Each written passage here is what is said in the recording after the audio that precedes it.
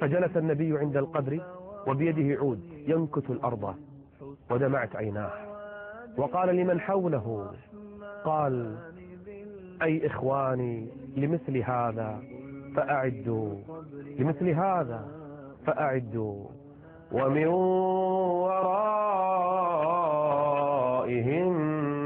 برزخ، ومن ورائهم برزخ إلى يوم يبعثون. كم منا من يمر على المقابر فيسأل نفسه سؤالا: ماذا سيكون ذلك اليوم الذي تدخل فيه إلى هذه الحفرة؟ كيف ستؤسس بيتك؟ يتبع الرجل في جنازته أهله وماله وعمله، فيرجع اثنان، الأهل والمال يرجعان ويبقيان في هذه الدنيا، ويدخل معه في القبر عمله، إن كان صالحا فهو صالح، وإن كان فاسدا فهو فاسد. الآن يدخل إلى القبر وروحه في السماء، إن كان صالحا فقد أدخلت، فتحت له أبواب السماء، وإن كان فاجرا، إن كان عاصيا، فإن روحه قبل أن يدفن لا تفتح له أبواب السماء، لا تفتح لهم أبواب السماء، ولا يدخلون الجنة حتى يلج الجمل في سم الخياط. يدخل إلى حفرته ويفتح عليه التراب، ثم تنزل إليه الروح فيسمع قرع النعال. كان عثمان بن عفان إذا جلس في المقبرة بكى. قالوا: ما يبكيك يا أمير المؤمنين؟ قال: إنها أول منازل الآخرة.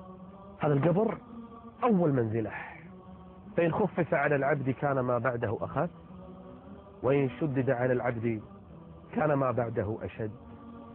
فإن كان الإنسان فاجرا وكان الرجل عاصيا فإن روحه لا تدخل إلى السماء، فإن كان مشركا ألقيت روحه من السماء إلى هذه الحفرة تطرح طرحا.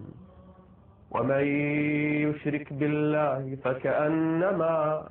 فكأنما خر من السماء. تسقط الروح من السماء إلى الأرض فتخطفه الريح، أو تهوي به الريح فيه، فتخطفه الطير، أو تهوي به الريح في مكان سحيق. وأدخل هذا الجسد بيته الحقيقي، بيت الظلمة والدود.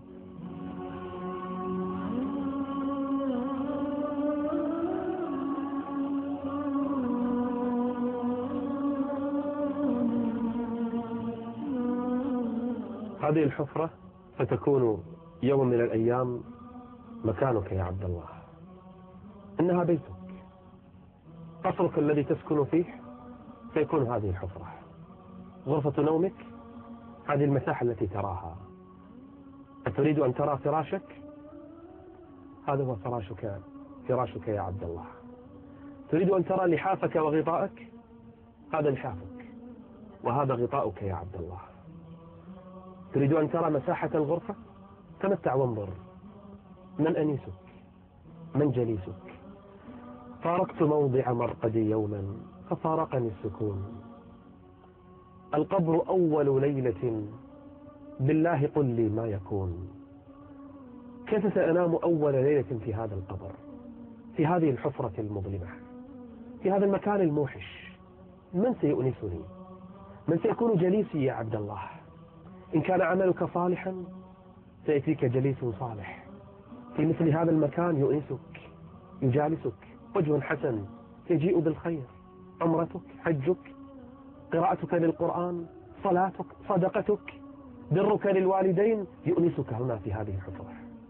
وإن كان عملك خبيثا، ترك للصلاة، عقوق للوالدين، زنا وفجور، فوجه سيء قبيح يكون جليسك في هذه الحفرة. هذه الحفرة الضيقة تضيق على بعض الناس حتى تختلف أضلاعه. يا ويله، حفرة ضيقة موحشة، فكيف إذا ضاقت؟ ومن الناس من كان صالحا يتسع هذا المكان له مد البصر، ويفرش له من الجنة، يأتيه من ريحها وروحها ونعيمها، ومنهم والعياذ بالله من يوضع في هذه الحفرة فيأتيه ملك بصخرة يضرب بها رأسه يفجر رأسه، ثم يعود فيضربه مرة أخرى. من نام عن الصلاة ومن أكل الربا جلس في هذه الحفرة في نهر من دم يرمى الحجر في فمه والعياذ بالله. منهم من يكون له القبر حفرة من النار لأنه كان يأتي الزنا وأجلكم الله. هذا القبر إما روضة من رياض الجنة وإما حفرة من حفر النيران، ومن ورائهم